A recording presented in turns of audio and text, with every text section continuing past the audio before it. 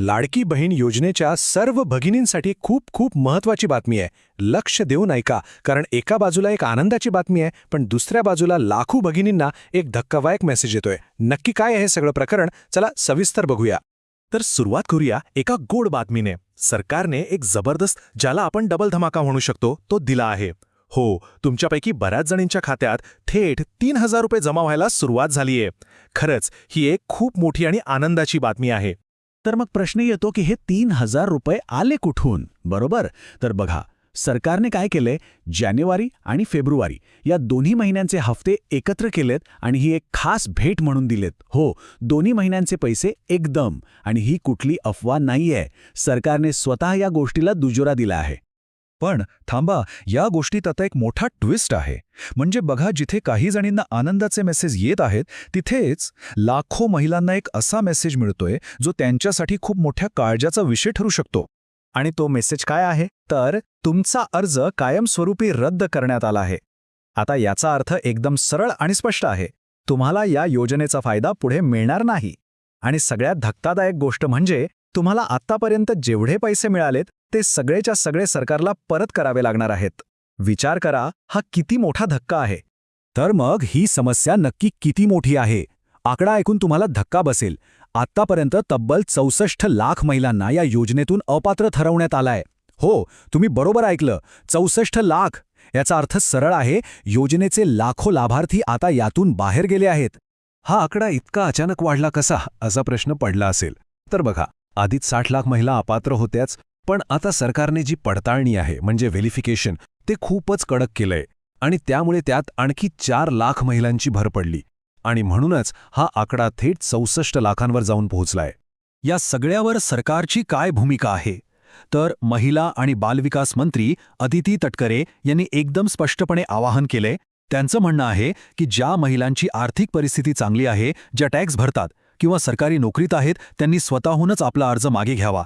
आणि तुम्हाला सांगतो, या आवाहनानंतर जवळजवळ 10,000 महिलांनी त्यांचे अर्ज मागे घेतले सुद्धा आहेत. यावरून समजतं की सरकार या विषयात किती गंभीर आहे. ठीक आहे, पण मग एवढ्या मोठ्या संख्येने महिला अपात्र का ठरत आहेत? याच्यामागे नक्की कोणती कारणं आहेत? चला, आता आपण सरकारने जे नवीन आणि कडक नियम आणलेत ना, तेच समजून घेऊया. म्हणजे मग प्रत्येकीला आपली स्वतःची परिस्थिती नक्की काय आहे याचा स्पष्ट अंदाज येईल. आता बघा, सरकारने संपूर्ण लक्ष फक्त 2 मुख्य गोष्टींवर केंद्रित केलंय. पहिलं, तुमच्या रेशन कार्डचा रंग कोणता आहे, आणि दुसरं, तुमच्या कुटुंबात एखादं वाहन म्हणजे गाडी आहे का. बस याच 2 गोष्टी आता ठरवणार आहेत की तुम्हाला योजनेचे पैसे मिळणार की नाही. चला, सगळ्यात आधी आपण रेशन कार्डचं बघू. जर तुमच्याकडे पिवळ्या रंगाचं रेशन कार्ड असेल तर समजा तुम्ही टेन्शन फ्री आहात, कारण हे कार्ड कमी उत्पन्न गटातल्या कुटुंबांना दिलं जातं. त्यामुळे तुम्ही योजनेच्या नियमांमध्ये अगदी व्यवस्थित बसता. तुमचे पैसे 100% सुरक्षित आहेत असं म्हणायला हरकत नाहीये. आता बोलूया केशरी रेशन कार्डबद्दल. ज्यांच्याकडे हे कार्ड आहे त्यांनाही पैसे मिळू शकतात. पण इथे एक खूप महत्त्वाची अट आहे. अट ही आहे की तुमच्या घरात तुमच्या स्वतःच्या वापरासाठी, म्हणजे पर्सनल यूजसाठी, कोणतीही 4चाकी गाडी नसावी. म्हणजे बघा, जर गाडी व्यवसायासाठी असेल तर चालेल, पण ती जर पर्सनल वापरासाठी असेल तर मात्र तुम्ही अपात्र ठरू शकता. आणि तिसरं, पांढरं रेशन कार्ड. आता ज्यांच्याकडे हे कार्ड आहे ना, त्यांच्यासाठी ही एक धोक्याची सूचना आहे असं समजा. कारण हे कार्ड साधारणपणे जास्त उत्पन्न असलेल्या किंवा इन्कम टॅक्स भरणाऱ्या लोकांकडे असतं. आणि साहजिकच यामुळे सरकार अशा कार्डधारकांची खूपच बारकाईने तपासणी करत आहे. बरं, गाडीच्या नियमाबद्दल अजून थोडं स्पष्ट करतो. सरकार हे कसं तपासतंय? तर ते थेट RTO ऑफिसकडूनच माहिती घेत आहेत. त्यामुळे जर तुमच्या नावावर पर्सनल कार रजिस्टर्ड असेल तर तुम्ही अपात्र ठरू शकता. पण एक गोष्ट लक्षात ठेवा, जर तुमच्याकडे ट्रॅक्टर असेल किंवा व्यवसायासाठी वापरण्यात येणारी गाडी असेल तर मग काळजी करण्याचं काहीही कारण नाही. ठीक आहे, हे सगळं तर झालं, पण आता सर्वात महत्त्वाचा प्रश्न, ज्या महिला पात्र आहेत त्यांना पैसे नक्की कधी आणि कसे मिळतील?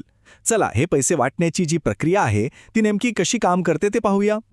तर बघा, सरकार हे पैसे टप्प्याटप्प्याने, म्हणजे जिल्हानिहाय जमा करतंय. काही जिल्ह्यांमध्ये पैसे ऑलरेडी जमा झालेत, तर काही जिल्ह्यांमध्ये लवकरच होतील. त्यामुळे जर तुमच्या खात्यात अजून पैसे आले नसतील तर लगेच घाबरून जाऊ नका, थोडी वाट पहा, तुमचा नंबरही लागेल.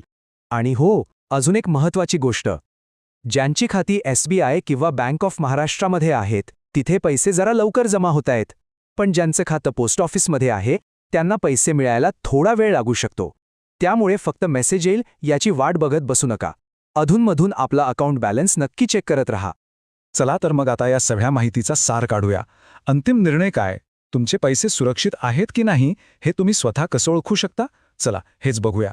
मी तुम्हाला एक सोपी चेकलिस्ट देतो. बघा, तुम्हाला परमनंटली रिजेक्टेड म्हणजे कायमचा अर्ज रद्द झाल्याचा मेसेज आलेला नाही. 1. दुसरं, तुमच्याकडे पिवळं रेशन कार्ड आहे किंवा अटी पूर्ण करणारं केशरी कार्ड आहे. 2. तिसरं, तुमच्या नावावर कोणतीही पर्सनल कार नाही. आणि 4थं, कुटुंबात कोणी इन्कम टॅक्स भरत नाही. जर या सगळ्या प्रश्नांची उत्तरं हो असतील तर मग तुमचे 3,000 रुपये तुम्हाला मिळायलाच पाहिजेत. ते सुरक्षित आहेत. तर मग आता पुढे काय होणार? एक गोष्ट तर नक्की आहे, सरकारची ही कडक तपासणी यापुढेही चालूच राहणार आहे. कारण त्यांचा उद्देश एकदम स्पष्ट आहे. या योजनेचे पैसे फक्त खऱ्या गरजूंपर्यंतच पोचले पाहिजेत. पण या सगळ्यात खरा प्रश्न हा उरतो की ही जी पडताळणीची प्रक्रिया आहे ती किती यशस्वी ठरेल आणि या योजनेचं भवितव्य काय असेल? हा एक विचार करण्यासारखा मुद्दा आहे.